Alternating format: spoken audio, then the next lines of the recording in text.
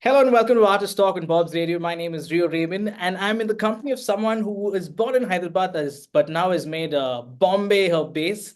She also has a few stints in Bangalore here and there. Meg D, welcome to Bob's Radio. Hey Rayo, wow, thank you so much. Long time coming, and it's so good to see you. Likewise, I have to confess, I'm in love with the song Hey Baba. Fantastic. That's great news. In fact, that was the first song that I'd ever written, co-written with my friend, and this is our little like special baby. So I'm glad you I like it. really want to understand, before I go into a lot more deeper into the questions and understanding the story of Meg D and stuff, there is something that every artist yearns for is feedback from people.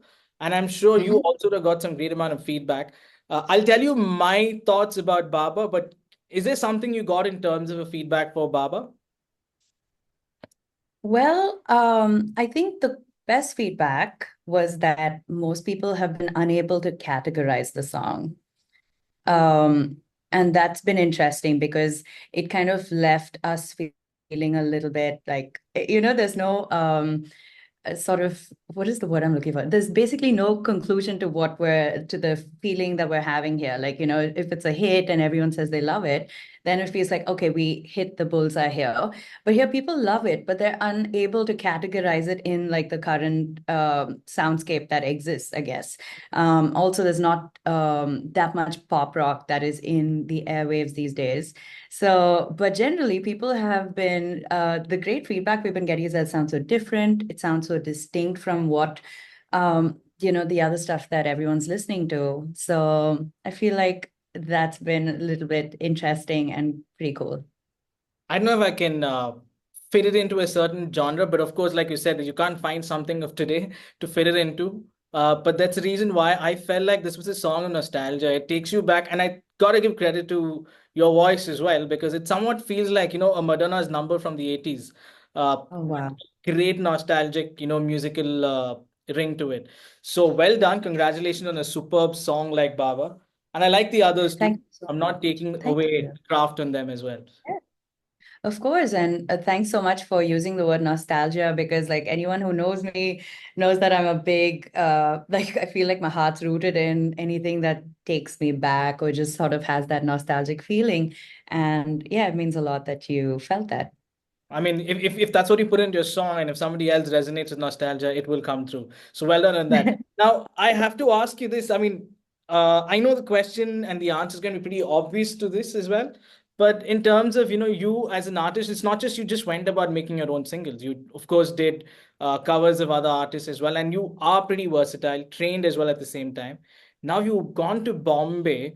I mean, people do understand Bombay is the city of entertainment, the city of networking, but from your point of view, what is the reason? So first thing, I actually haven't been trained vocally. I've had to learn over the past 10 years of doing this, which has been a different way of training, I suppose. But I haven't been trained in any discipline. Also, my friend who I co-wrote Baba with and Ghost of My Heart has been training me like passed on his training to me as well. So that's been, I think, just being able to sing every day and collaborate with my other musicians in my band's been the best training I've received. That being said, I feel like Bangalore as a city is definitely at the forefront of rock and, English music, independent music. And that's a nice feeling to have that we have in Bangalore, because like, no, it doesn't exist anywhere else in the country since it doesn't that sort of like support and that sort of engagement with the audience when it comes to English music doesn't exist much even in Bombay to the extent Right. that it does in Bangalore. And there's so many English artists from the country, and it sucks that they have to get sidelined so much because the audience in a city like Bombay as well is so much more Bollywood centric than they'll say they're open to anything else, and for the most part the listeners are um, very keen listeners and very interested to and open to listen to new artists, but inevitably everybody falls back into the Bollywood mainstream stuff. Or the Hindi category, you mean to say. Yeah, and even Hindi is not the problem as much as it is the mainstream Bollywood. Like it's almost Punjabi, that sort of thing, which is Right. fine, but it feels like maybe every venue every day doesn't have to have that, you know? No, it's like, Um, how we in Bangalore, a lot of us who come from the old school times, we've grown up on, the West, music from the West, be it the yeah, bands, be it like classics, be it even the boy bands and stuff. But when it comes to the Bollywood side, it's like, we don't mind it. But then, what happens is sometimes an overthrow of it tends to make you feel a little, nauseous about a certain kind of music. I mean, I don't want to say nauseous about music, it sounds wrong, but it makes you feel yeah. it's a little too overcooked and overburnt at times Yeah, because exactly. back and And forth. I just, in fact, now that we're talking about it, I just realized like when we go out, we don't get to listen to the easy listening Hindi stuff too. Right. It's not the stuff that you can just sort of listen to the melody and just sort of like enjoy the feeling of it. It's stuff that's just like pushed to like dance and you just have to party. And maybe sometimes we just want to go out and listen to music, even if it's just live music, even if it's Hindi, that's fine. But like the unfortunate truth is that if they're not like pushing only the mainstream Bollywood Punjabi stuff, only that, it gets really hard to step out. Then you're kind of limited to staying home and listening to your own playlist. But that's also because of something I'm going to discuss a little later in terms of how you are programmed to listen to music of a certain kind, which is something I want to Mm-mm. talk to you in a bit. Now, when you compare Fine. Hyderabad and Bombay, you still, of course, spoke in a high reverence of Bangalore. Thank you for that. But with respect to Hyderabad and Bombay, the choice, what was the need for it? Well, I was born and bred in Hyderabad. It's my city, feels like it flows through my veins.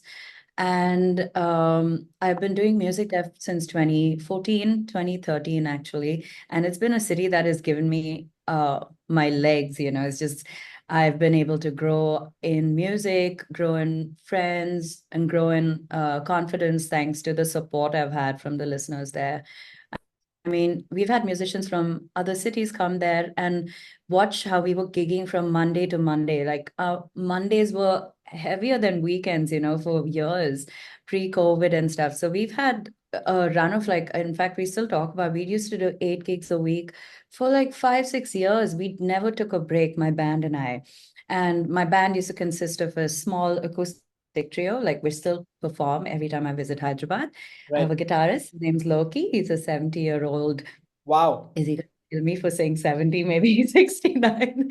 But yeah, he's a badass guitarist and he's just a brain. And my drummer's name is Tuba. He's from Nagaland. So, like I feel like once we found our unit, it was easy to just keep doing it like day after day without feeling like anything needed to change. And honestly, we were so content with what we were doing. It just felt like it was translating to the audience. People would come back for years. We've had the same people come back for years listening to the song. So pretty much every song on my repertoire, I associated with someone who's requested it. As cover artists, of course, we had to have an open heart and a like limitless patience because you're always bombarded with requests and you're always bombarded with people trying to talk to you in between songs, which is pretty ridiculous. But it's been a great experience. And of course, like Bombay's felt like the obvious next step in a term of just sort of seeing what I could do commercially, what opportunities existed, because Hyderabad still felt like it was growing in terms of It's sort music of an and art that you entertainment. are very well versed in. Exactly. Like they're very much advanced when it comes to the IT sector and all of that. But when it came to the entertainment avenues weren't as booming as it would have been in Bombay and Bangalore. And, being in the industry for 10 years, we heard about it so much. It just felt like, what opportunities lay there? And I felt like I was ready to just sort of dip my toes in that and see. I'm not in a rush. I'm not desperate. I'm in the best place I can be mentally, physically. And I feel like it's now or never. I can just sort of take my time with it and just see if there are any opportunities that I can create for myself while I'm here. And on that note, like this past year has been challenging because I'm very much on the outside. I don't really know people in the music industry here. I wish I was a Nepo baby, but I'm not. So times like this, I realize that making friends and just sort of making connections and just having meaningful relationships. It's taken me back to where I've started a decade ago, you know. So I'm just sort of investing my heart and my time in making connections and just sort of talking to people, having conversations. It feels like I'm on endless number of like first dates with people. Just sort of start about, oh, where are you from? What's your life like in Bombay? And of course, I have the support of my family, my husband. I feel like I have so much support when it comes to me pursuing music. Um, I just feel like all I have to do is keep at it, not give up, and yeah, That's take the my thing to time. do with anything, with what we do today, because a lot of people have this. I mean, over time we become very impatient with things, you know, and we're too easily giving up on things, especially on Mm, a lot of the dreams that we want to pursue. Now, you of course had a certain, no, what am I saying? Of course, you of course had a certain dream to go from Hyderabad to Bombay. You know, had a vision, like, I'm going to be doing this, I'm going to be meeting so many people. This is what I want to do at the end of, whatever this year, or maybe this is what I want to achieve. What was right? that? I know in terms of a growth, in terms of a career, is what you went for, but what Hmm. exactly, if you could just, sum it up, I think this Sure. is what I want to do. I felt collaboration would have been the biggest like nugget for me to chase after because so much of the country's wealth in terms of and like art and artists are here. Just felt like if I would be that much closer to reaching people who just wanted to collaborate, share ideas. Right. And it didn't have to be just working on music. Of course, for me, if I could co-write or just sing on someone's track, just sort of do build my body of work as well while I'm here.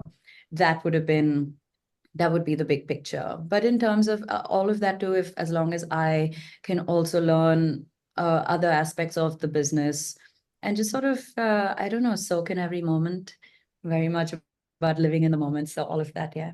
You also mentioned about, how every meeting is like a first date. So when you say this, the first thing that comes to people's mind is like, okay, wait, it seems like there are meetings happening to try and get some business in, some Mm. networking to happen, but it also ends up being, I'm asking this because of the fact you being a female artist as well. That comes into play some format or the other, especially in the entertainment industry. And there are pros and cons. So is that something you face as well? Um, I personally haven't faced anything yet. Um, God and the universe have just been kind to me, I suppose. I've had meaningful connections so far. No one's tried to slight me or take advantage of me as a female artist, and also I think it's because, like I said, I'm not in a rush to take on any work right now. I understand that with hastiness and with, if you feel like there's a rush, then maybe, decision making could be a little bit impaired. But I just take a deep breath. I I've managed to have really good interaction so far. So hopefully it'll stay that way. God willing. Now, there's also one part of it is there is English music that you are very well versed in, and then you do covers as well. And then another part is that you're in India. Yeah. I don't know, I put that, pause for a certain few seconds for a reason, is because there are a few artists who I believe are born in the wrong country because of the talent they possess. Sometimes I feel like, if they were somewhere else, they would have just been beyond what an artist's recognition is in India. So when you look at English music and you performing, I know you have great skills, but then do you see a future for English music in India? For English musicians in India, to be precise. Right. I believe that there's a niche that everyone can carve. It's about maybe just persevering and finding it's the right place, right time, man. Like I truly believe it. Because had I not believed it, I would not have the gas to keep pursuing it 10 years in, and at this point, I don't think I have also the liberty to give up. So keeping that in mind, I do believe that there is such a discerning audience here for English music. It's just that maybe now they're not in the regular clubs and the pubs that we go to. So maybe the market will change. Sorry, maybe the stage or the setup will change, but there is a market. I'm still finding it, but I do believe it exists. Yeah. I mean, there's opportunity and hope. So keep the faith, and you Yeah. shall get to where you have to. Thank you so much. Absolutely. I feel like that's driving me, and it's not coming from any place of pretense, or I'm not having to fake it, but I truly believe that it's going to work out somehow. We just have to hold it Keep together it. and stay patient, keep at it. Yeah. And when you also talk about music, the most important part is to get, like, your own music is to get a good producer, because you might have Mm. a great song with some of the amazing lyrics that you could write, but then and even you could have the best voice as well, but it's up to how the producer programs the music and Yeah. puts that final product out there. How did you go about finding this particular producer of yours? Because apparently, there's a story behind it, meeting Mark as well. Could you tell us that as well? Yeah. So I just started singing, and I was singing at this ITC Kakatiya in the bar. This was like 2013. And, still very shy. I hadn't ever sung solo on a microphone. And there was this gentleman sitting at the end of the bar. It was an empty night, and these were the nights where I just graduated from engineering. So it's still in that phase where I'm trying to convince my family that maybe I can do this for some time, or it's either way. I was singing, and then I speak to this person, and had the nicest things to say about my voice, and he said that I have a friend who I could connect you with. He's a producer, and he's also a musician himself, has worked with renowned names, and basically knows the business, and any way that he can help you, I'm sure he will. And that was such a godsend, in that moment, because then Mark was anyway visiting India a lot, and he's a big Goa visitor, been coming there for years. And so at one point, the following trip, he just came to Hyderabad for a couple of days, met my band, met me, and we hit it off. We've been friends the entire decade that I've been singing. He's been helping me work my voice, and just basically, whatever. Thing is, he lives in Switzerland, so whatever we could do remotely, we've been doing. And 2020, the interesting thing was that we thought we would sit together and go and write some music, and it just happened to be like those 2 weeks before lockdown hit. So we ended up spending till September, August in Goa. Not that we wrote too many songs or anything at that point, considering the environment and all the craziness of like 2020. But we did understand that at that point that I understood that, I found someone who could literally take my ideas. Like I just had to say keywords to him and just sort of give him an idea of what I have in my head. Because like at that point, I was still struggling to sort of translate what my ideas were when you said like production. And so that way, he's been key in that factor where, he's been able to sort of like really translate my ideas into a full-blown song. So that's been such a great experience and collaboration for me as well, because I also had to suspend my own beliefs. Mm. I had to suspend my own beliefs of what I thought was right or wrong, because even in music, everything's so subjective, Right. and it's all a matter of taste and feel. So it's been great to have somebody who also has so much experience working around the DAW, and also understand. He's very keen ear, so he can immediately catch me when I'm singing off. And yeah, it's been great. Like, even though I haven't been, so this is why I say, even though I haven't been technically like vocally trained in like any Hindustani or Carnatic, I feel like these things have helped me sharpen my skills as a singer, thanks to finding a producer and a friend. How important a producer is, and this is how it shows, because apparently he Yeah. think better as well. That's a rare thing that you have people say this part too. Now there is one part of writing. I mean, getting your song written, getting it produced, Mhm. but part of writing that song, it comes across through some inspiration. It could be somebody in life. It could be some phase in life. What was it for you like? Well, I was past this phase where I think I come across with the idea for Baba around 2016. And this was at the point where I think Mark had come to visit India, and he kept saying, you know what, why don't you also think about writing your own songs? You're a musician, you should write. And at that point, I was so content with being a cover artist because there was just no time to do anything else. And so once that seed was planted, now you just start looking out for ideas. And once that, once you know you want to write a song, I suppose you're looking for ideas anywhere, because inspiration or something could strike from anything. And so this was around 2016, and I was just keeping my eyes out and keeping my senses really heightened, waiting for an idea. And that's when I met someone at a house party. It was a place that, we used to go to very regularly, knew everyone who used to come to the party. And this one evening, a friend of the host had brought one of their like gurujis and to the party. And it was really interesting to see how all the people that I know, their demeanor changed the moment they saw a Baba like figure, right? Because he's a spiritual guru. He came dressed in the full like black kurta and like a lot of like This is at a but party. like at a party. Yeah. So that was a bit like, first of all, we didn't expect to see him there. And I had heard enough by then, so I was a little bit cynical. But and I tried to treat him like just a normal person at the party, but I remember seeing the older people like bowing down and being really respectful. So I found that a little bit funny because also it's a casual evening. Why do you need to be that way? But whatever, it just sort of intrigued me to see how people's demeanor change just if they interact with somebody looking different. They like this man didn't even have to prove his worth before all of these people were like already being subservient to him. So I found that very interesting and kind of humorous. And so that was an idea that stuck with me. And when I brought it up with Mark, he was really excited too, because he loves India.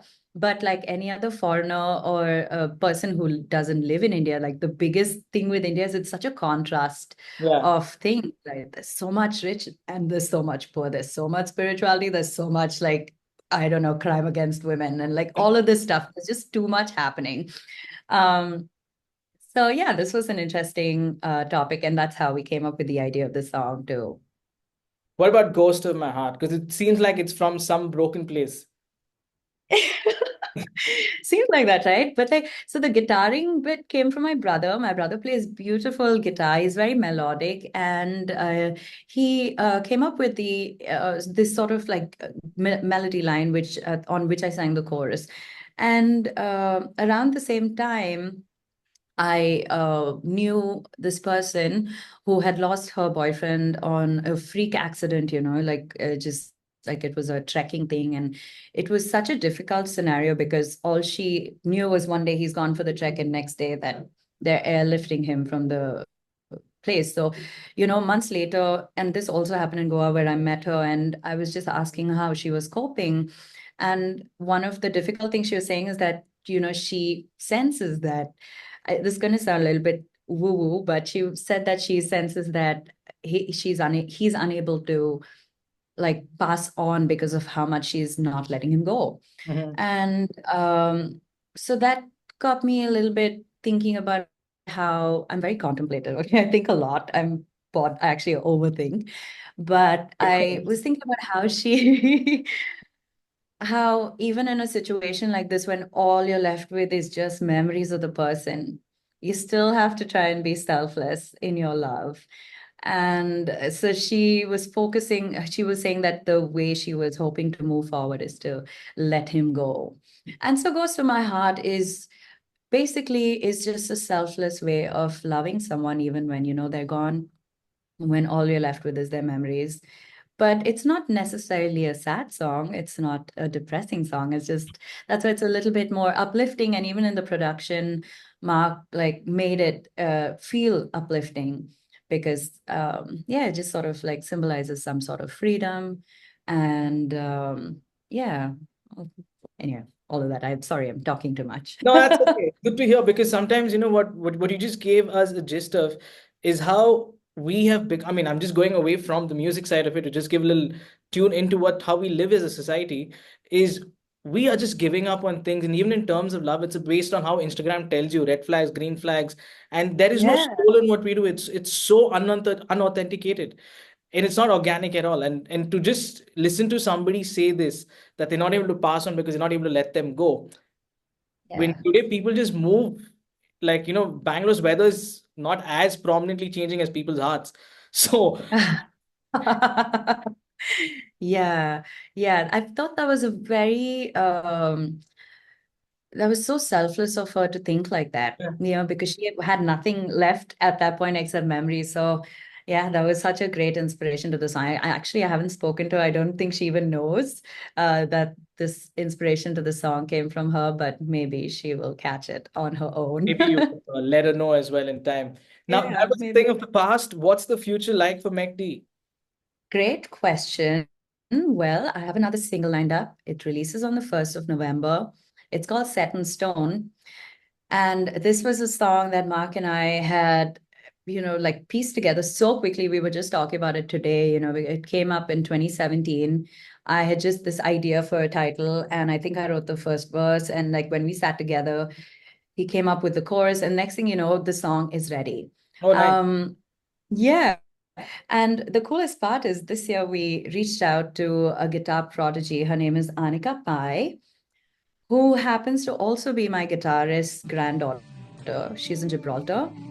And she's been making insane waves on social media. She was at 600 followers last June or July, and she's at 50,000, I think, at this point. Organically, we had watched her followers grow. She's been getting millions of views on her guitaring because she's a shredder, and you can obviously tell she's just touched by the hands of the guitar god, man. So, you know, and guitar gods actually. So she's phenomenal.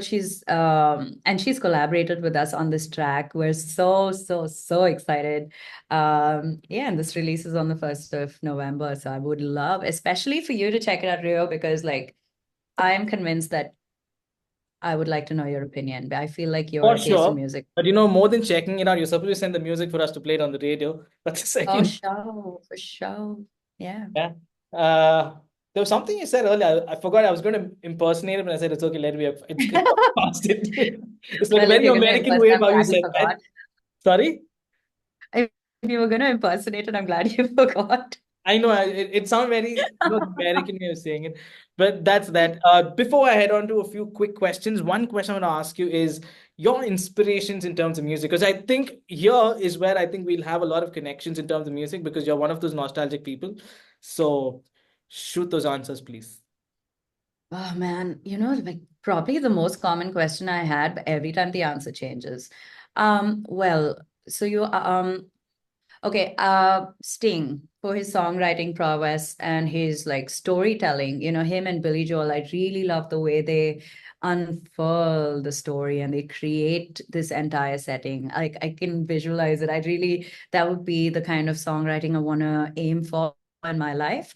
As far as bands go, I'm a big like classic rock fan. Like listen to a lot of Scorpions growing up and Maiden and Oh, Metallica and all of these artists too. So and Dire Straits. So I feel like next life I hope I can be a guitar shredder like Anika because man, that stuff is just so exciting. But definitely great melodies and um yeah, songwriting. I feel like songwriting was so, so deep and so layered back then.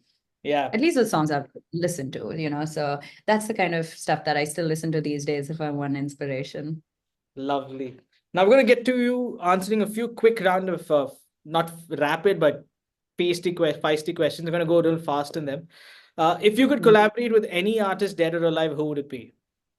Oh, Adele, What's the one song you wish you had written?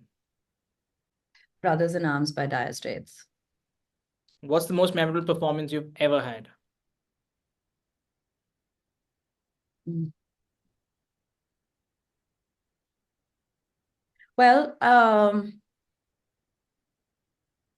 a month ago, we were in Hyderabad, and Anika had also performed. She was in town, so it was like this nice little family like feeling. The place we were performing at, this brewery called Broadway, was filled with people that I had met hadn't met in years and had met over the years of, playing music. So it was filled with the smiling faces of like, it's just like everybody I had known. So it was just such a crazy experience. And at the time, while I'm gigging too, I'm looking at the stage, I'm looking at my drummer, looking at Anika, looking at Loki, looking in front of me, seeing everyone smiling at us the entire time. And I'm thinking, God, if only I could freeze this, and if I could video this like exactly as my eyes are seeing it, I would just rewatch it till the end of my life. And yeah, I'm just an emotional I little don't know about fellow. So rewatching. Hopefully, you get to revisit an episode like that soon. Uh, thanks.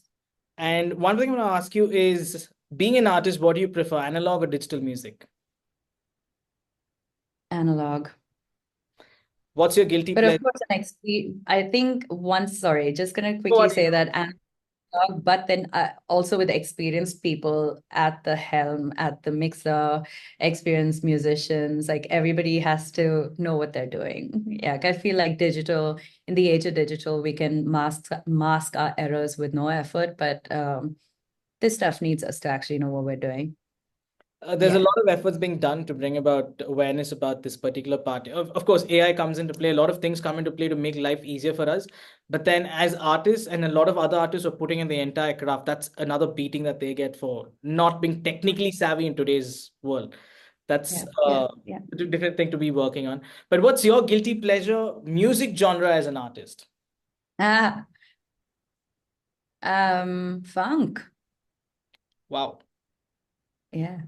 Yeah, it's like one of those like genres I guess you don't even have to like think about. You can just play, listen, groove. It's a True. great, yeah, it's like groovy. So that's the stuff like, yeah, guilty pleasure for sure. Well, I must say it was quite an insight learning about Meg D, learning about a lot of similarities, and also to know that you love Bangalore more than the other two cities that you're part of and are on. Yeah. So thank you so much for those wonderful words about the city as well, and thank you for Thank being you, a part of Rio. Bob's Radio. I Of can't course, wait no, to thank see you so you. much. I can't wait to see you hit numbers and stages playing original. And for us, we always wish our artists the best. Uh, Whatever stage they hit, that they now their originals stand out. And with someone like you who has a lot of nostalgia, and I know that music will resonate with you too, and with what you put out to the rest of the world as well. So thank you so much for coming on board, and thank you for having a chat with us. Oh, Rio, that was so fun. Thanks a lot. Really, I was really looking forward to today. And yeah, I feel like I'm so in love with the process of what my friend Mark and I are doing. We're putting music out and music that we genuinely love. And so thank you so much for being such a supporter and for being the platform, because like, otherwise there's not much avenues for English independent music in India. So thanks for being that person. Thanks for riding against the wave. So that's really cool.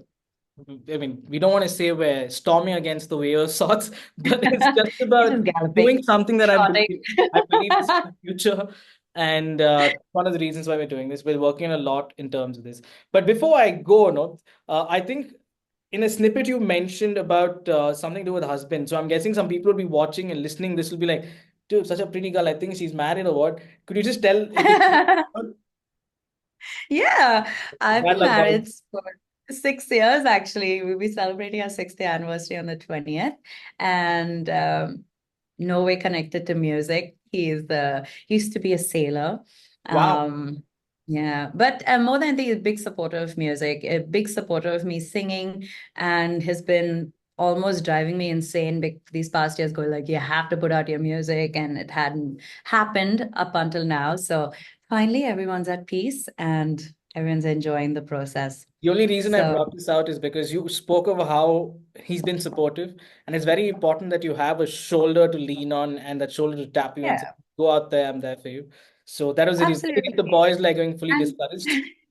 and more than that too, I feel like it's just, even I feel like I'm strong enough to go through the process by myself too. More than anything, he doesn't drain my energy, and uh that's been a great improvement. He's just been very supportive and Lovely. just sort of like encouraging. So that's been great.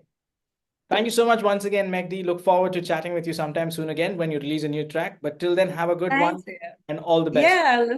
Look forward to connecting again. All right.